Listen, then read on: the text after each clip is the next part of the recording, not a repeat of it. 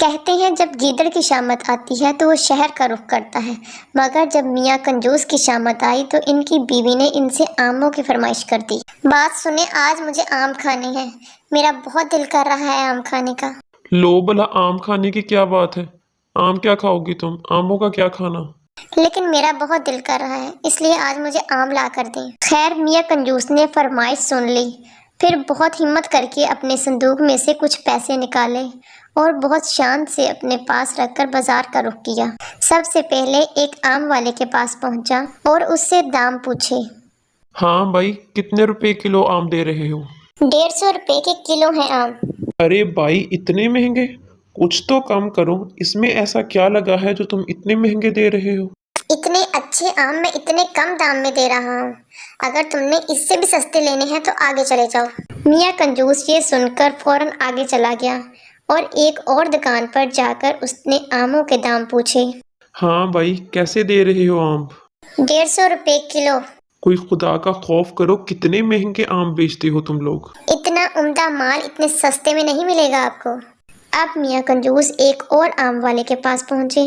آموں کی حالت قابل دید تھی، پچکے پچکے گلے سڑے جن سے رس بہہ رہا تھا، ہزاروں کی تعداد میں مکھیاں بن بنا رہی تھیں۔ میاں کنجوس نے پوچھا، بھائی آم کیا کلو دے رہے ہو؟ میری دکان کے آم سب سے سستے ہیں، صرف اور صرف 80 روپے کلو۔ کیا اتنے خراب آم تم 80 روپے کلو دے رہے ہو؟ اب کیا آپ کو مفت آم چاہیے؟ اگر مفت آم چاہیے تو وہ دیکھو، سامنے کنویں پر آم کا درخت لگا ہے، وہاں سے توڑ لو۔ یہ سن کر میاں کنجوس بہت خوش ہوئے اور باگے باگے جا کر کنویں پر چڑھ گئے اور اچھل اچھل کر آم توڑنے لگے۔ اچانک ان کا پیر پھسل گیا اور میاں کنجوس کنویں میں جا گرے۔ وہ تو خیر ہوئی کہ کنواں خشک تھا، مگر میاں کنجوس جیسے ہی گرے اٹھ کھڑے ہوئے اور آموں کو دیکھ کر بہت خوش ہوئے کہ مجھے مفت کے آم مل گئے ہیں، مگر جیسے ہی اوپر دیکھا تو بہت پریشان ہو گئے کہ اب کنویں سے کس طرح نکلا جائے۔ یہ دیکھتے ہی میاں کنجوس چیخنے چلانے لگے، بچاؤ بچاؤ، کوئی ہے ادھر؟ میں کنویں میں گر گیا ہوں، اگر کوئی ہے تو پلیز بچاؤ مجھے۔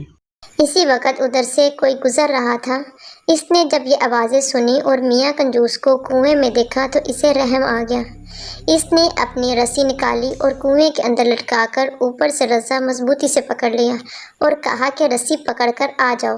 میاں کنجوس نے جیسے ہی رسی پکڑی، رسی والا اپنا توازن برقرار نہ رکھ سکا اور کنویں میں آ گرا۔ میاں کنجوس دوبارہ کنویں میں پریشان ہو کر چلانے لگا اور اس کے ساتھ ہی دوسرا رسی والا بھی چلانا شروع ہو گیا۔ کوئی ہے ادھر تو بچاؤ ہمیں، ہم کنویں میں گر گئے ہیں، اگر کوئی ہے تو ہمیں کنویں سے باہر نکالے۔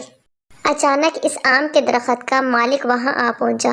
اس نے دیکھا اور حیران ہو کر پوچھا، تم دونوں کنویں میں کیا کر رہے ہو؟ میں تو آم توڑنے لگا تھا، لیکن میرا پاؤں پھسل گیا اور میں یہاں گر گیا۔ آم توڑنے لگے تھے؟ تمہیں کس نے کہا تھا یہاں سے آم توڑنے کو؟ کس سے پوچھا تھا تم نے آم توڑنے سے پہلے؟ مجھے تو ایک دکاندار نے کہا تھا، یہاں آم لگے ہیں، یہاں سے آم توڑ لو۔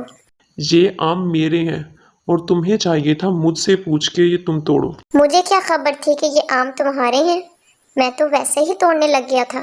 اب تم یہاں سے باہر نہیں نکل سکتے، اگر تم مجھے 200 روپے دے دو تو میں تمہیں نکال دوں گا۔